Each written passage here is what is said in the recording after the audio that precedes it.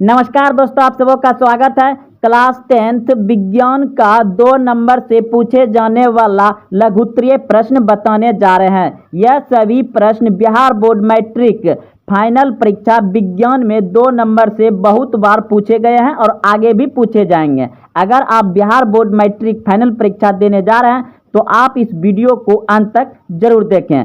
बिल्कुल ऐसे ही प्रश्न आपको 2 नंबर से पूछे जाएंगे। तो देखिए, प्रश्न है ऊर्जा स्रोत के रूप में जीवाश्म ईंधन, ऊर्जा स्रोत के रूप में जीवाश्म ईंधन तथा सूर्य की तुलना कीजिए और अंतर लिखिए। तो प्रश्न को आप अच्छे से समझ गए होंगे। प्रश्न कह रहा है कि ऊर्जा स्रोत के रूप में जीवाश्म ईंधन तथा सूर्य की तुलना कीजिए और अंतर लिखिए। तो उत्तर में लिखिएगा यहाँ से जीवाश्म ईंधन एवं सूर्य ऊर्जा में अंतर, जीवाश्म ईंधन एवं सूर्य ऊर्जा में अंतर लिखने के बाद एक तरफ लिख लीजिएगा आप जीवाश्म ईंधन और एक तरफ लिख लीजिएगा सौर ऊर्जा। तो जीवाश्म ईंधन में 1 नंबर दे करके लिखिएगा, यह ऊर्जा का अनवीकरणीय स्रोत है। यह जीवाश्म ईंधन क्या है? यह ऊर्जा का अनवीकरणीय स्रोत है। और फिर लिखिएगा सूर्य ऊर्जा में 1 नंबर दे करके, यह ऊर्जा का नवीकरणीय स्रोत है। यह ऊर्जा का नवीकरणीय स्रोत है। अब 2 नंबर दे करके लिखिएगा जीवाश्म ईंधन का, यानी इनका भंडार सीमित है। जीवाश्म ईंधन का भंडार क्या है? सीमित है। तो इस तरह से लिखिएगा 2 नंबर दे करके, इनका भंडार सीमित है। और सौर ऊर्जा में लिखिएगा 2 नंबर दे करके, इनका स्रोत असीमित है, यानी कि असीमित अनंत काल तक है, इसका कोई लिमिट नहीं है। लेकिन जीवाश्म ईंधन का कोई सीमा है, कोई लिमिट है, उसका भंडार जो है सीमित है, लेकिन सौर ऊर्जा का नहीं है।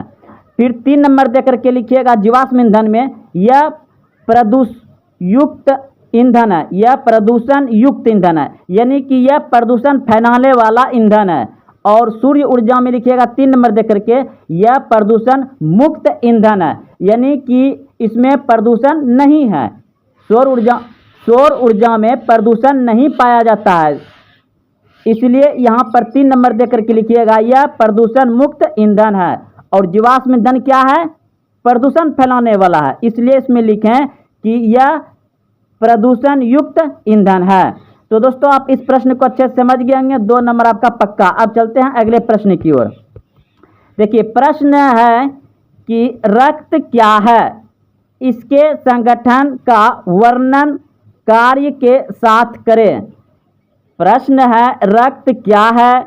इसका संगठन का वर्णन कार्य के साथ करें।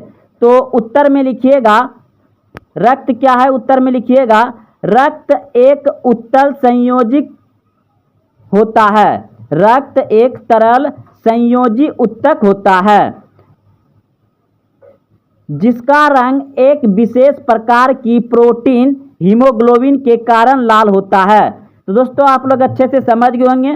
पहले प्रश्न को समझिए। प्रश्न कह रहा है कि रक्त क्या है, उसके बाद दे दिया है इसके संगठन का वर्णन कार्य के साथ करें। तो उत्तर में हम लिखें, क्या लिखेंगे? रक्त एक तरल संयोजी उत्तक होता है जिसका रंग एक विशेष प्रकार की प्रोटीन हीमोग्लोबिन के कारण लाल होता है। और आगे लिखना है रक्त के 2 कार्य। अब रक्त के 2 कार्य लिखते हैं। 1 नंबर देकर के लिखेंगे, यह ऑक्सीजन का परिवहन करता है। रक्त क्या करता है? ऑक्सीजन का परिवहन करता है, यानी हम लोग जो ऑक्सीजन यानी सांस जो लेते हैं, इसको वह पूरे शरीर में घुमाता है, परिवहन करवाता है। यानी रक्त जो एक बूंद रक्त होता है वह 23 सेकेंड में पूरा शरीर घूम लेता है, तो उसी के साथ ये ऑक्सीजन भी पूरा शरीर घुमाता है, जिसके फलस्वरूप शरीर की सभी कोशिकाओं को श्वसन क्रिया हेतु ऑक्सीजन मिलता है। यानी कि हमारे शरीर में लाखों करोड़ों जो कोशिका है, उसे रक्त क्या करता है? ऑक्सीजन को ले जा करके कोशिकाओं तक पहुंचाता है और उस कोशिका को श्वसन क्रिया यानी कि श्वास मिलता है, ऑक्सीजन मिलता है और ऊर्जा का उत्पादन होता है। फिर हमारे शरीर में ऊर्जा का उत्पादन होता है। तो दोस्तों पहला नंबर आप समझ गए होंगे, रक्त के दो कार्य। रक्त जो है यह ऑक्सीजन का परिवहन करता है, जिसके फलस्वरूप शरीर की सभी कोशिकाओं को श्वसन क्रिया हेतु ऑक्सीजन मिलती है और ऊर्जा का उत्पादन होता है। अब 2 नंबर देखिए, यह श्वसन के समय बनने वाली कार्बन डाइऑक्साइड को वापस फेफड़े तक लाता है।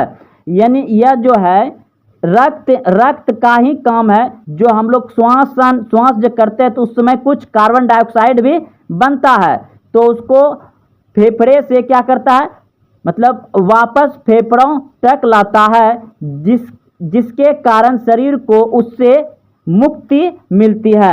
यानी उसे बाहर भी करता है, फेफड़ा में ला करके उसे बाहर भी किया जाता है।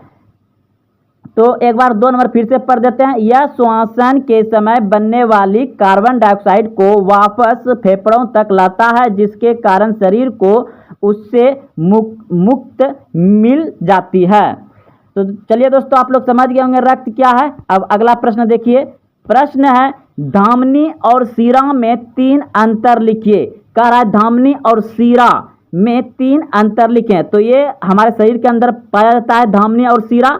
तो उत्तर में लिखेंगे धमनी और शिरा में अंतर। प्रश्न को दोस्तों आप समझ गए होंगे, धमनी और शिरा में 3 अंतर लिखें। तो उत्तर में लिखिएगा धमनी और शिरा में अंतर। लिखने के बाद एक तरफ लिखिएगा धमनी, एक तरफ लिखिएगा शिरा।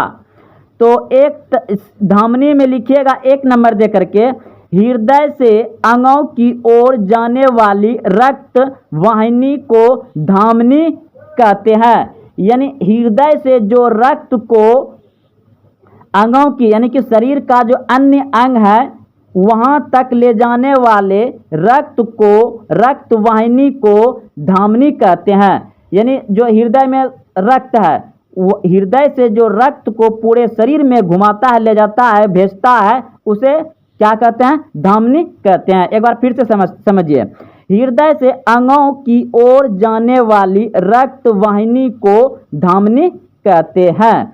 अब देखिए शिरा में लिखिएगा 1 नंबर दे करके, अंगों से हृदय की ओर जाने वाली रक्त वाहिनी को शिरा कहते हैं। अब शिरा का काम क्या है, जो शरीर में रक्त है उसको कहाँ भेजता है, शिरा हृदय की ओर भेजता है। ये समझिए, हृदय की ओर भेजता है, जो हृदय की ओर भेजता है उसे शिरा कहते हैं। अंगों से हृदय की ओर जाने वाली रक्त वाहिनी को शिरा कहते हैं। अब 2 नंबर दे करके लिखिएगा धमनी में रक्त का बहाव हृदय से अंग की ओर होता है। चलिए दोस्तों, वही बात यहाँ पर घुमा के लिखा है कि धमनी में रक्त जो होता है वह बहाव हृदय से अंग की ओर होता है। फिर शिरा में लिखिएगा 2 नंबर दे करके, शिरा में रक्त का बहाव अंग से हृदय की ओर होता है। यानी धमनी क्या करता है, हृदय से जो रक्त होता है वह अंग की ओर ले जाता है, और शिरा क्या करता है, शिरा अंग की ओर से हृदय की ओर रक्त ले जाता है। तीसरा नंबर दे करके लिखिएगा धमनी की आंतरिक भित्ति मोटी, पेशीय तथा लचीली होती है। धमनी जो बना होता है उसका अंदर का भाग जो भित्ति होती है वह मोटा होता है, पेशीय होता है तथा लचीली होता है। और तीसरा नंबर दे करके लिखिएगा शिरा की आंतरिक भित्ति पतली होती है। शिरा जो होता है ना उसका अंदर का भित्ता जो है पतली होती है। तो दोस्तों यह भी प्रश्न आप अच्छे से समझ गए होंगे। यह भी प्रश्न आपको 2 नंबर से पूछे जाएंगे और यह प्रश्न बहुत बार पूछे गए हैं। अब चलते हैं अगले प्रश्न की ओर। तो दोस्तों यह दोनों बहुत ही इम्पोर्टेंट 2 नंबर का लघुत्तरीय प्रश्न है। आप इसे कॉपी में उतारिए और अच्छे से याद करिए, क्योंकि यह आपको 2 नंबर से पूछा जाएगा और मानव शरीर के बारे में अच्छा खासा जानकारी भी रहेगा। इन दोनों को अच्छे से प्रश्न को उतार लीजिए। तो दोस्तों अगर आप देखे हैं पूरा वीडियो तो आप कमेंट करिए, लाइक करिए और अपने दोस्तों में शेयर करिए, और अभी तक चैनल को सब्सक्राइब नहीं किया तो चैनल को सब्सक्राइब करिए। फिर मिलते हैं अगले वीडियो में। जय हिंद, जय भारत।